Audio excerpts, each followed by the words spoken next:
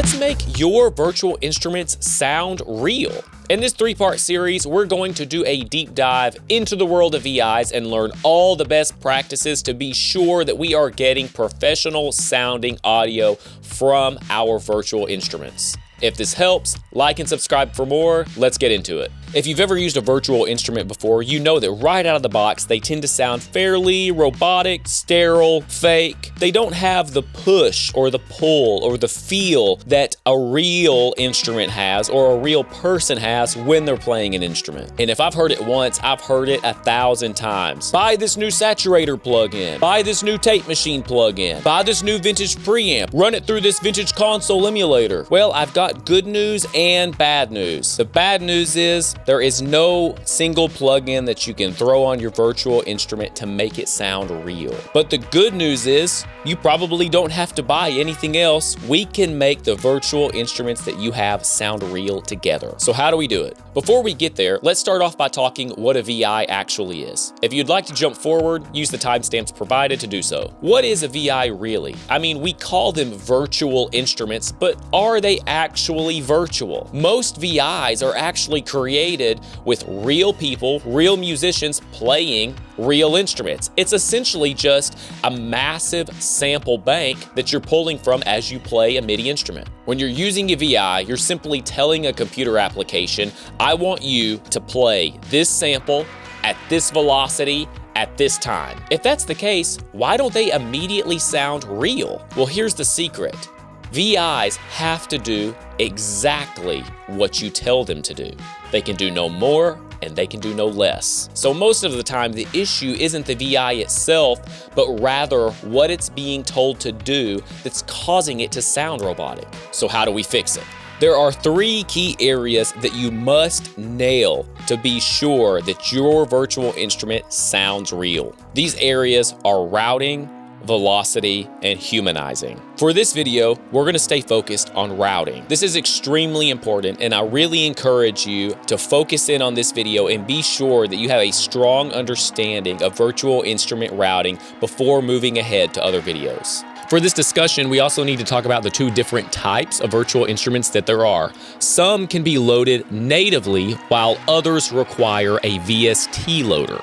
Both of these options are routed in a very similar way. The only difference is if you're using a VST loader to load your VI, you have to be sure to adjust the loader's routing as well. So by default, most virtual instruments only use a single stereo channel or a pair of mono channels to use as their outputs. This is totally fine if you're using something like a keyboard or a synthesizer, or maybe you're doing something that is typically has like a more mono signal, just like a simple bass guitar. But what if you want to use an instrument that has several different outputs, like a drum kit with several different microphones? Let's take a look in the DAW. As you can see, we have a drum kit pulled up here, and every single source on here has different microphones. For instance, the snare drum is actually made up of a top microphone and a bottom microphone. And then our kick also has your standard kick microphone as well as a sub kick microphone. And then of course we have all of these different cymbals. We also have overheads as well as room microphones in this kit. And in fact, if you look at the GUI here, you can look up, you can see the kick, you can see all the different options that we have for the kick. We have our different overheads, we have our rooms, as well as our kick sum and our kick sub. For our snare drum, we have the snare top, snare bottom, and then of course overheads and rooms, so on and so forth. Same thing with the toms. Each individual tom has its own microphone, and again, they're routed to the overheads and the rooms as well. Best practice in this scenario is that every single sound source is routed into its own channel in your DAW. This is going to give you the most control when you're trying to process, mix, and master your productions later. Now, almost every drum VI is going to give you some version of these options. All we're looking for here is we are looking for where the output of every single individual source is sent. And what we want to do is we want to go through and make sure that every single output for every single source is its own individual channel. So as you can see here, this is what we're using. We're using the Get Good Drums Modern and Massive kit. We have it set to stereo, so everything comes out of the GUI stereo. Now, as you can see here, they've got these nice tabs at the top, so you're able to go through and see every single individual drum and where it's going. Down at the bottom of every single drum, you can see there's a small drop-down arrow. You select this drop-down arrow, and this is going to decide where every single one of these individual sources is going out of. Now, by default, every single one of these would have been set to stereo 1 and 2. However, as you can see, I've already gone through the kit and I selected separate outputs for every single channel. What I like to do is begin with the kick drum and assign ascending channels for every single source. So you can see on the kick channel here, I started with stereo 1, kick sub, stereo 2. I did something a little bit different for my overheads. As you can see, I jumped from 1 to 2 to 10. Why did I do that? Well, what I actually wanted was I wanted my kick sub to be 1 and 2, and then I wanted to jump over to the snare and make my snare top 3, my snare bottom 4, and then I jumped to the toms. Rack tom 5, floor tom 1/6, floor tom 1/7. Then I jumped to the cymbals. Hats were 8, ride is 9, and then you'll notice the overhead channels. You'll notice as I go through these tabs, every single tab has its own overhead section as well as its own rooms. So what I did for those channels is I made sure to assign every single one of my overheads and the corresponding rooms to the same stereo outputs on every single tab. So on my kick, my overheads are going to 10 and 11, and my rooms are going to 12, 13, and 14. On my snare drum, my overheads are going to stereos 10 and 11, and my rooms are going to 12, 13, and 14. This way, those channels sound like a realistic set of overheads and room microphones, because that's how they would actually be routed if we set up a real drum kit and mic'd overheads and had room mics running. So the thought process here is I want to emulate the real world, and I want to mix it in my DAW in the same way that I would mix this kit if I was mixing an actual drum kit. Once you have every single source assigned to its own individual output, then we're going to switch gears and we're going to take a look at our VST loader. For this example, we're using one of the more common VST loaders, Kontakt by Native Instruments. So for the next part of the process, what we have to do is we have to adjust the default outputs in Kontakt. Just like the virtual instrument, Kontakt's defaults are set to only utilize a single stereo channel by default. So what we want to do is we want to be sure that we create an output for every single one of the sources that our virtual instrument is trying to create. Now, to view Kontakt's outputs, you might need to change a minor setting. If you try to scroll to the bottom and you don't see your outputs automatically here at the bottom, all you have to do is go up to the View button, click it, and click Outputs. By default, Kontakt is only going to have a couple of channels set up for you to use. So what you're going to need to do is go to the Output section, hit the plus button, and it's going to allow you to select how many outputs you would like to add. Now, there are a couple of really important things that you're going to want to click here. The first, of course, being number of channels. How many channels would you like to add? And if it's not checked, be sure to click Ascending Output Assignment. This is going to make sure that as it adds outputs in an ascending fashion. Something else to keep in mind is if you want to get rid of the output channels that are already set up for you, so that way as you're creating channels, you can just think about the project that you're working on. You can check this box, and when you click OK, it will delete any existing output channels that exist and only include the channels that you're adding to output. And of course, I highly recommend this last checkbox. Make this your default configuration, because when you click this and then click OK, what you're going to have to do is you're going to have to shut down Kontakt as well as your DAW. But once you reboot it and open it back up, Kontakt is going to automatically pull all of the outputs that you have assigned as your new default. So now that we have a new default set up for Kontakt and we've added all of our outputs, now what we need to do is we need to jump back to our virtual instrument and make sure that everything is routed correctly from our virtual instrument into the VST loader. This is really simple to do. All we're going to do is jump back, go back to your full kit, and all we're going to do is trigger these individual sources. If you want, you can go and mute other sources that maybe include that specific source, but is not the one that you're checking. Here's what I mean. If we go to the kick tab, I have kick sum, kick sub, 2 overheads, and 3 rooms. So if I jump back to the full kit and I click on the kick drum to trigger it, you'll see it actually comes in several different stereo channels down here at the bottom.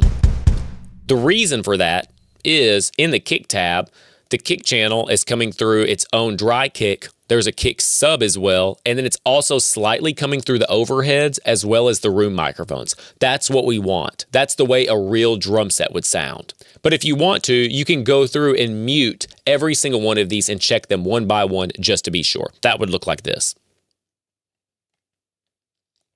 All we do is go to the GUI here and just mute every single thing that we don't want to hear right now. So I'm going to mute everything except for the kick channel.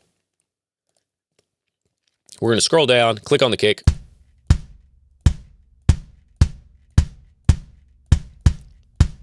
And as you can see, it's coming through stereo 1. Now you're going to notice something when I click on this kick. When I click on this kick, it's coming through stereo 1 really loud, but it's also slightly coming through stereo 3 and stereo 4. Reason being, this virtual instrument is set up to where when I click the kick, it bleeds in to the snare top and bottom microphones as well. This is something that is built into the instrument to try to help combat that robotic sound that a lot of virtual instruments have. So our kick is routed correctly. You can go through and check every single channel individually if you like. Now that we have our virtual instruments routing set up and we have Kontakt's routing set up, now we're going to move over to the DAW and make sure that we have the correct number of inputs to receive this audio from. We're going to be using Studio One, but this is almost exactly the same for every other DAW. All you have to do is move to your virtual instruments, which in Studio One, all you do is click the mix button. You move over to the left-hand side, you click the virtual instrument button, and you can see all of the virtual instruments that I have. I know for a fact that my drum set is currently in Kontakt 7, so all I have to do is click this drop down and click expand. This is going to show me all of the active input channels that I want this instrument to have. Now, by default, Presonus automatically only gives you a single stereo channel. But it's really easy to add channels. As you can see, I have already added several channels, one for every single source that we have. Presonus makes it extremely easy to add channels. All you do is go through this list and check the box next to the channel that you want to add. All I had to do was count my sources, count the number of channels, click those boxes, and all of those inputs became active. Here's what it looks like now. So here's this drum set. You can see I have all of the channels. I went ahead and went through and named them. So you can see I have the kick, kick sub, snare top, bottom, so on and so forth. Again, once you have these set up, you're going to want to go through and check to make sure that everything comes through properly. So we're going to go back to our instrument. I'm going to go ahead and close the output so I can see a little bit better. Okay. And as you can see now, again, I've got my drum set up. All I'm going to do is go through and click a few of these and make sure they're coming through the correct channels in my DAW. Let's use the snare. As you can see, I'm hitting the snare, and it's coming through snare top and snare bottom, and it's not coming through the kick and sub channel. That's what we want. We want to make sure that every single one of our sources is only coming through the place that it's needed. Let's check a couple more. Let's check our kick. Again, you can see when I hit my kick, it comes through primarily the kick and kick sub channel, but you're also going to get a little bit of bleed in the snare drum. That's really nice. I probably should make note here, some virtual instruments are better than others. Now, it's not a huge difference. You know, that kick drum bleeding into those snare microphones, that is not going to be a make or break situation. In fact, some people wouldn't prefer it. Some people would throw a gate on their snare to keep that kick out, but at least having it in there gives you the option. So make sure you do a little bit of research and you purchase a virtual instrument that has everything that you need. Brief note about using a natively loaded instrument. The routing will be almost exactly the same. The only difference will be is that you can skip the step where you set up the outputs for the VST loader because we're not using one. So if you're using a native instrument, all you have to do is adjust the virtual outputs on the virtual instrument itself and then do the exact same process for opening up the input channels in your DAW. Once your routing is correct, every single source should now have its own channel within the virtual instrument, within Kontakt, and within your DAW. This is going to give you maximum flexibility